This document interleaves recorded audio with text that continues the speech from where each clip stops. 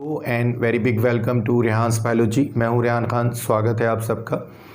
BSc third year के zoology first paper में third unit में कुछ कल्चर मेथड्स आपको पढ़ने हैं। डिफरेंट कल्चर टेक्निक्स जो वहाँ पर प्रिस्क्राइब की गई हैं, पिसिकल्चर, एपिकल्चर, सेरिकल्चर, उनमें से ही एक कल्चर मेथड को हम आज डिस्कस करेंगे जिसे एपिकल्चर कहते हैं। आज इस टॉपिक को हम पहले पार्ट में डिस्कस करेंगे, एपिकल्चर की डेफिनीशन और हनी बी के बारे में कुछ इंट्रोडक्शन के तौर पे। दूसरे पार्ट में हम एपिकल्चर की टेक्निक और एपिकल्चर के प्रोडक्ट्स के बारे में पढ़ेंगे। तो आइए शुरू करते हैं। एपिकल्चर, जिसको हम बी कीपिंग या मधुमक्खी पालन भी कहते हैं, एक बहुत पुरानी कल्चर टेक्निक है। मनुष्य बहुत पुराने समय से इसका उपयोग कर रहा है। जो इतिहास में दर्ज है उसके अनुसार ईसा से करीब 2500 साल पहले मनुष्यों ने मधुमक्खी पालन शुरू किया, बी कीपिंग शुरू की।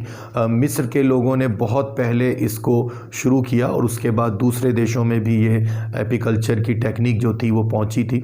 हमारे धार्मिक ग्रंथों में भी एपिकल्चर या हनी बी से हनी के प्रोडक्शन के बारे में जिक्र किया गया है। हिंदू पुराणों में, ख़ास तौर से ऋग्वेद में, मधुमक्खी के बारे में और मधुमक्खी से प्राप्त जो शहद है उसके गुणों के बारे में बहुत विस्तार से वर्णन है। मुस्लिम धार्मिक ग्रंथ कुरान में भी सूरे नहल एक आयत है, उसके अंदर भी मधुमक्खी के बारे में जो है वो जिक्र किया गया है।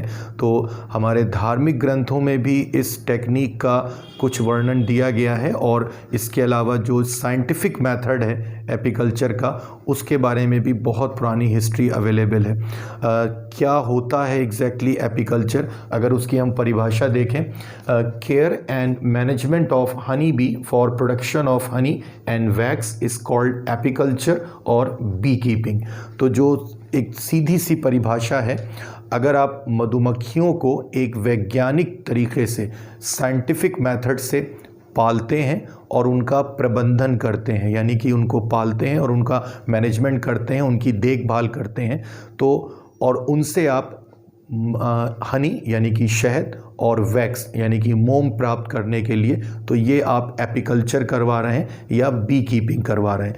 तो सीधे से अगर हम समझें तो अगर आपने शहद के उत्पादन और मोम के उत्पादन के लिए मधुमक्खियों को पाला है और उसको आप मैनेज कर रहे हैं, तो ये एपिकल्चर है। तो एपिकल्चर एक साइंटिफिक टेक्निक है जिसमें हम इस तरह से मधुमक्खियों को पालते हैं और उनसे शहद और मोम प्राप्त करते हैं। जिस जगह पर ये कल्चर मेथड अपनाया जा रहा है, यानी कि जहाँ पर हम बी कीपिंग कर रहे हैं, मधुमक्खियों को पाल रहे हैं, वो एरिया एपेरी कहलाता है, APARY। और जो व्यक्ति ये काम करता है उसको एपेरिस्ट कहते हैं या बी कीपर कहते हैं। तो यूरोपीय देशों में, बहुत सारे दक्षिण एशियाई देशों में, भारत जैसे देशों में ये बहुत पॉपुलर एक कल्चर मेथड है। भारत में ख़ास तौर से महाराष्ट्र, कर्नाटक, आंध्र प्रदेश, तमिलनाडु, इन जगहों पर बी कीपिंग या एपिकल्चर टेक्निक बहुत ज़्यादा इस्तेमाल की जाती है और यहाँ जो है इसको एक लघु उद्योग का दर्जा दिया गया है। एक कॉटेज इंडस्ट्री है ये। छोटे पैमाने पर लोग एपिकल्चर करके अपने लिए अच्छा आर्थिक लाभ प्राप्त कर सकते हैं और इसकी एक बहुत एडवांस टेक्निक अब डेवलप हो चुकी है। आइए देखते हैं कि जो हनी बी हैं उनके बारे में हम क्या जानते हैं। तो एक तो आपको ये याद रखना है कि एपिकल्चर वो टेक्निक है जिसमें हनी बी यानी कि मधुमक्खी को पाला जाता है और वही इस कल्चर मेथड का आधार है। जो हनी बी हैं, जो मधुमक्खी हैं, वो एक सामाजिक कीट है, एक सोशल इंसेक्ट है। अगर आप इस शब्द से परिचित हैं तो आपको पता होगा, ऐसे सारे कीट, ऐसे सारे फाइलम आर्थ्रोपोडा के सदस्य जो एक समूह के रूप में रहते हैं और उसमें काम के आधार पर उनकी जातियों का विभाजन होता है। श्रम विभाजन कहते हैं जिसको, या डिवीजन ऑफ लेबर कहते हैं। तो अगर किसी भी कीट में कॉलोनी के रूप में सदस्य पाए जाएं और काम के आधार पर उनके छोटे छोटे समूह हों, जिसमें किंग हो सकता है, क्वीन हो सकती है, सोल्जर हो सकते हैं, वर्कर्स हो सकते हैं, तो ये हम कहेंगे कि एक सामाजिक कीट है। आप इस तरह के एक कीट के बारे में पहले पढ़ चुके हैं, आप बीएससी थर्ड ईयर की प्लेलिस्ट में जाकर चेक कर सकते हैं। एक वीडियो टर्माइट्स के बारे में अपलोड किया गया था, उसमें भी हमने कहा था कि टर्माइट जो है वो एक सोशल इंसेक्ट है।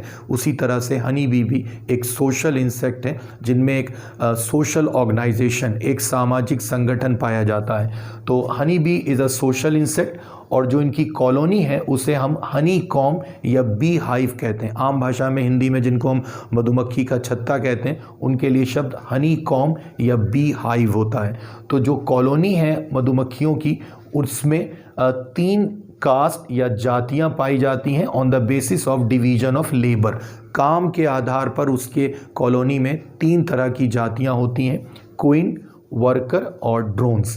तो ये 3 मुख्य जातियां हैं। लेकिन आप अगर किसी भी हनी बी की कॉलोनी को देखें, उसमें कुल जनसंख्या आपको 10,000 से 60,000 तक मिल सकती है, और उसमें 80% से ज़्यादा, बल्कि 90% से ज़्यादा जो सदस्य होंगे वो वर्कर के रूप में होंगे। किसी भी कॉलोनी में क्वीन केवल एक होती है, और वर्कर जो हैं वो उस कॉलोनी के 80 से ज़्यादा प्रतिशत, 80% से ज़्यादा उसकी पॉपुलेशन को बनाते हैं। ड्रोन्स की संख्या भी बहुत कम होती है, वर्कर की तुलना में ये हो सकता है 1 या 2 दर्जन के आसपास हो। तो मुख्य जो घटक हैं किसी भी कॉलोनी के, वो वर्कर होते हैं। पूरी कॉलोनी का अधिकतर कार्यभार, अधिकतर जो काम है वो वर्कर के ज़िम्मे होता है, यही कॉलोनी के अधिकतर कामों को करते हैं। क्वीन सबसे बड़े आकार की होगी, लार्जेस्ट साइज़ में होगी, इसका जीवन काल भी सबसे ज़्यादा होगा, 2 से 5 साल तक जीवित रहती है, और फर्टिलाइज्ड एग से इसका डेवलपमेंट होता है। जब फर्टिलाइज्ड एग से आगे चलकर लार्वा विकसित होते हैं, तो सारे लार्वा को एक समान भोजन दिया जाता है, जिसको रॉयल जेली कहते हैं। वो एक ख़ास तरह का भोजन होता है, एक तरह का मिल्की सिक्रीशन होता है, जिसमें काफ़ी सारे पॉलन ग्रेन होते हैं प्री डाइजेस्टेड, जिसको अपने मुंह में चबा चुके होते हैं वर्कर्स, और उसके अलावा उनके मुंह की लार जो है, सलाइवा, वो भी काफ़ी मात्रा में होता है। तो ये सारी चीज़ों का जो मिश्रण होता है वो एक मिल्की लिक्विड की फॉर्म में, दूध के जैसे एक द्रव्य पदार्थ के रूप में होता है, उसको रॉयल जेली कहते हैं। तो प्रारंभ में जितने भी लार्वा विकसित होते हैं किसी भी एग से, सबको रॉयल जेली दी जाती है। लेकिन जिस लार्वा को लगातार उसके विकसित होने तक रॉयल जेली ही दी जाती है, वो आगे चलकर क्वीन के रूप में विकसित होता है। लेकिन बाकी लार्वा को कुछ दिनों तक रॉयल जेली देकर, 2 से 3 दिनों तक या 1 से 2 दिनों तक, फिर उनको सामान्य जो दूसरा भोजन है, जो केवल पॉलन ग्रेन हो सकते हैं या केवल नेक्टर हो सकता है, वो दिया जाता है। तो वो लार्वा अपने जिस तरह के एग से उनकी हैचिंग हुई है, उसके आधार पर वो या तो वर्कर के रूप में विकसित होंगे या ड्रोन्स के रूप में। अब यहाँ पर आप याद रखिएगा एक बात को, जो लार्वा फर्टिलाइज्ड एग से विकसित होते हैं, निषेचित अंडों से, वो वर्कर के रूप में विकसित होते हैं, और जो अनफर्टिलाइज्ड एग से विकसित होते हैं वो ड्रोन्स के रूप में विकसित होते हैं। तो क्वीन किसी भी हनी कॉम में, मधुमक्खी की किसी भी कॉलोनी में केवल एक होगी, और सबसे बड़े आकार की और सबसे लंबे समय तक जीवित रहने वाली होगी। वो एक ख़ास चैम्बर में रहती है। कॉलोनी के जो हनी कॉम है उसमें सबसे बड़े आकार का एक चैम्बर होता है, जिसको रॉयल चैम्बर कहते हैं, उसमें रहती है, और हमेशा वो रॉयल जेली पर ही भोजन करती है। जो उसका फूड है वो रॉयल जेली होता है, सिर्फ वही वो भोजन प्राप्त करती है। उसका एकमात्र काम है अंडे देना, एग लेइंग करना। तो क्वीन जो है वो रॉयल चैम्बर में रहने वाली, रॉयल जेली का भोजन प्राप्त करने वाली और अंडे देने वाली एक फर्टाइल फीमेल होती है, और वो केवल एक होगी। वर्कर जो हैं, ये अधिकतर जनसंख्या इन्हीं की होती है। ये एक्चुअली स्टेराइल फीमेल होती हैं। फर्टिलाइज्ड एग से इनका जर्मिनेशन या हैचिंग होती है। आकार में ये छोटी होती हैं काफ़ी, सबसे छोटे आकार की हो सकती हैं सारे हनी बी की पॉपुलेशन में। और इनका जो काम है वो लगभग ये सारे काम करती हैं अंडे देने और निषेचन के अलावा। ये जो हनी कॉम है उसकी वॉल्स को बनाना, हेक्सागोनल उसमें या रेक्टेंगुलर शेप के उसमें ब्लॉक्स होते हैं, उनको बनाना, नेक्टर इकट्ठा करना जिसको हम पराग कहते हैं, एक तरह का शुगर सोल्यूशन होता है फ्लावर के अंदर, पॉलन ग्रेन्स को इकट्ठा करना, और जो उनके चैम्बर्स होते हैं हनी कॉम के अंदर, उनमें हनी को बनाने में सहायता करना, लेकिन सबसे इम्पॉर्टेंट काम जो है वो अपने शरीर से करते हैं। वो वर्कर के शरीर में जो एब्डोमिनल रीजन है, जिसको उदर भाग कहते हैं या स्टमक रीजन कहते हैं, उसके कुछ सेगमेंट में वैक्स ग्लैंड, मोम ग्रंथियां होती हैं और उनसे वो लगातार वैक्स का सिक्रीशन करते हैं। वो ग्रंथियां ना तो ड्रोन्स में होती हैं ना क्वीन में होती हैं। अब यहाँ पर आपके लिए बहुत इंपॉर्टेंट एक पॉइंट है, काफ़ी लोगों को इसमें कन्फ्यूजन रहता है, वो याद रखिएगा। हनी बी के शरीर से निकलने वाला जो एक प्राकृतिक उत्पाद है, उनकी बॉडी से निकलने वाला जो एक नेचुरल प्रोडक्ट है, वो वैक्स है। हनी उनके शरीर से नहीं निकलता है। हनी केवल वर्कर द्वारा इकट्ठे किए गए पॉलन ग्रेन, नेक्टर और फ्लावर जूस का मिश्रण होता है, जो हनी कॉम के चैम्बर्स में मॉडिफाई होता है। केमिकल रिएक्शन के बाद वो परिवर्तित होता है। वर्कर केवल एक काम करते हैं, ये हनी कॉम से बाहर जाकर आसपास जो इनके फ्लावरिंग प्लांट हैं, उनके फ्लावर से ये फूलों के रस को, फ्लावर जूस को चूसते हैं, पॉलन ग्रेन को लेते हैं और वहाँ पर जो नेक्टर है, शुगर सोल्यूशन, उसको लेते हैं और अपने मुंह में रखकर वापस आते हैं हनी कॉम में, और जो चैम्बर्स हैं उनमें वहाँ आकर एक तरह से वोमिट कर देते हैं और उलट देते हैं अपने मुंह से इन सब चीज़ों को, और फिर वहाँ पर एंजाइमेटिक रिएक्शन के बाद वो सारा मिश्रण जो है वो शहद में या हनी में परिवर्तित हो जाता है। तो हनी का उत्पादन हनी बी के शरीर में नहीं होता है, बल्कि जो हनी कॉम है, जो मधुमक्खी का छत्ता है, उसके चैम्बर्स में होता है। इसलिए हनी जो है वो हनी बी का प्राकृतिक उत्पाद नहीं है, लेकिन वैक्स उनका प्राकृतिक उत्पाद है, क्योंकि उसका उत्पादन, उसका प्रोडक्शन उनकी बॉडी में पाई जाने वाली वैक्स ग्लैंड से होता है, जो कि वर्कर के शरीर में पाई जाती हैं।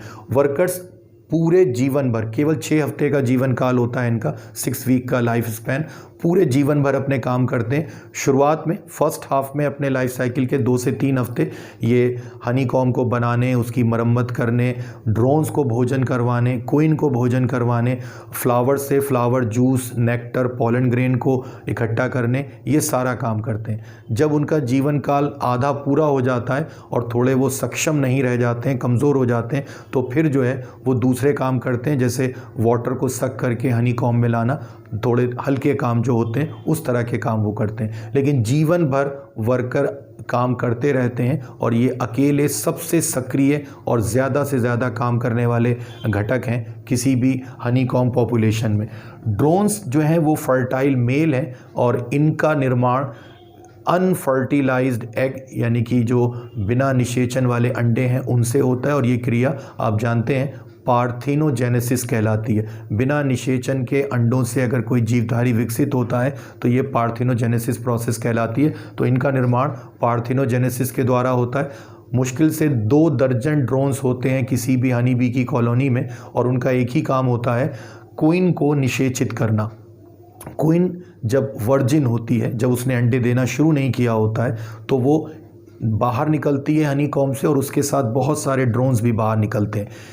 वो हवा में उड़ते रहते हैं एक समूह में, ये कहलाती है स्वार्मिंग, या इसको न्यूप्शल फ्लाइट भी कहते हैं या मैरिज फ्लाइट भी कहते हैं। और इसमें कोई एक ड्रोन वो क्वीन के साथ कॉपुलेशन करता है, अपने मेल स्पर्म को उसके शरीर में छोड़ता है, और वो जाकर स्पोर सैक या स्पर्मेथिका नाम की संरचनाएं होती हैं क्वीन के रिप्रोडक्टिव सिस्टम में, वहाँ जाकर स्टोर हो जाते हैं। अब क्वीन जो है वो नियंत्रित करती है कि जो उसके शरीर से एग निकल रहे हैं वो फर्टिलाइज्ड होंगे उन स्पर्म से जो मेल ड्रोन ने उसके शरीर में छोड़े हैं या नहीं होंगे। तो कुछ एग्स जो शरीर से निकलते हैं क्वीन के, वो उन स्पर्म से फर्टिलाइज हो जाते हैं और कुछ एग्स फर्टिलाइज नहीं होते हैं। तो क्वीन का एकमात्र काम है अंडे देना और ड्रोन्स का काम है उसको फर्टिलाइज करना, और इसके अलावा ड्रोन्स कोई काम नहीं करते हैं और ये भोजन के लिए पूरी तरह से वर्कर पर डिपेंड है। और एक बार कोई ड्रोन अगर निषेचन कर लेता है क्वीन के साथ, उसके तुरंत बाद उसकी मृत्यु हो जाती है, हवा से उड़ते हुए ज़मीन पे गिर जाता है वो, क्वीन वापस अपने हनी कॉम में आ जाती है। एक दिन में औसत के रूप में 600 से 700 तक अंडे दे सकती है क्वीन, और अधिकतम 1500 तक अंडे दे सकती है। और जो 2 से 5 साल का उसका जीवन काल है, उसमें कोई भी क्वीन करीब 15 से 20 लाख तक अंडे दे सकती है। तो क्वीन में बहुत क्षमता है, ह्यूज कैपेसिटी है एग लेइंग की। तो ये 3 जातियां हैं, कास्ट हैं हनी कॉम के अंदर श्रम के आधार पर। अब आइए जानते हैं कि एपीकल्चर जब करवाया जाता है तो उसमें किस तरह की स्पीशीज़ को लेते हैं। जो हनी बी है उसकी जो जीनस है वो है एपिस, और बहुत सारी इसकी स्पीशीज़ हैं, लेकिन 4 स्पीशीज़ जो हैं इनका सबसे ज़्यादा इस्तेमाल करते हैं पूरी दुनिया में अलग अलग देशों में एपीकल्चर के लिए। Apis dorsata, Apis indica, Apis mellifera और एपिस फ्लोरिया। एपिस डोर्साटा इसको रॉक बी भी कहते हैं, और ये जायंट बी भी कहलाती है। जायंट बी यानी कि विशालकाय, और ये सबसे बड़े आकार की होती है, लगभग 20 मिलीमीटर का इसका आकार होता है, और ये सारी स्पीशीज़ में हनी बी के सबसे बड़े आकार की है। लेकिन ये बहुत क्रूर या फोरेशियस नेचर की होती है, बहुत आक्रामक होती है, अग्रेसिव होती है, आसानी से इसको पाला नहीं जाता है, तो इसलिए एपीकल्चर के लिए इस स्पीशीज़ का नॉर्मली इस्तेमाल नहीं करते हैं। लेकिन एक अच्छी बात इसमें यह है कि इससे जो हनी की मात्रा है वो सबसे ज़्यादा मिलती है, यानी कि इसके एक मधुमक्खी के छत्ते में हमें सबसे ज़्यादा मात्रा में शहद मिल सकता है, जो लगभग 20 पाउंड से भी ज़्यादा हो सकता है मात्रा में। तो ये सबसे ज़्यादा मात्रा में शहद देने वाली प्रजाति है, सबसे बड़े आकार की है, लेकिन एपीकल्चर में इसका नॉर्मली बहुत इस्तेमाल नहीं करते हैं, क्योंकि इसकी जो प्रकृति है वो बहुत ज़्यादा जेंटल नहीं है, बहुत क्रूर और बहुत आक्रामक प्रकृति की है ये। दूसरी जो स्पीशीज़ है एपिस इंडिका, इसको इंडियन बी कहते हैं। भारत में सबसे ज़्यादा इसी स्पीशीज़ का इस्तेमाल होता है एपीकल्चर में। बहुत जेंटल नेचर की होती है, आकार में काफ़ी छोटी होती है, और इससे हमें शहद भी कम मिलता है, 2 से 5 या 2 से 6 पाउंड तक शहद मिल सकता है हमें इसके एक कॉम से। लेकिन ये सबसे ज़्यादा पाली जाने वाली, सबसे ज़्यादा एपीकल्चर में इस्तेमाल की जाने वाली स्पीशीज़ है। भारत में मैदानी और पहाड़ी दोनों क्षेत्रों में इसको पाला जाता है। एपिस मिलीफेरा ये दूसरी स्पीशीज़ है, जिसको यूरोपियन बी कहते हैं। यूरोपीय देशों में बहुत ज़्यादा इसका इस्तेमाल किया जाता है। बहुत सारी इसकी वैरायटीज़ भी हैं। इटालियन वैरायटी सबसे कॉमन है, और यूरोप से इसका इंट्रोडक्शन अमेरिका में, अफ्रीका में और भारत में भी किया गया है। बहुत छोटे आकार की होती है और बहुत ज़्यादा जेंटल नेचर की होती है, बहुत आसानी से इसको पाला जा सकता है। लगभग ना के बराबर इसमें स्टिंग एपरेटस होता है, तो आसानी से ये, या बहुत कम जो है वो काटती है, तो इसलिए बहुत आसानी से इसको पाला जा सकता है। शहद की मात्रा इससे कम मिलती है, लेकिन सबसे मीठा शहद जो होता है सारी एपिस स्पीशीज़ में से वो एपिस मिलीफेरा से मिलता है। एपिस फ्लोरिया ये भी एक बहुत पॉपुलर स्पीशीज़ है, भारत में भी इसका बहुत इस्तेमाल किया जाता है, लेकिन एपिस इंडिका ज़्यादा इस्तेमाल होती है।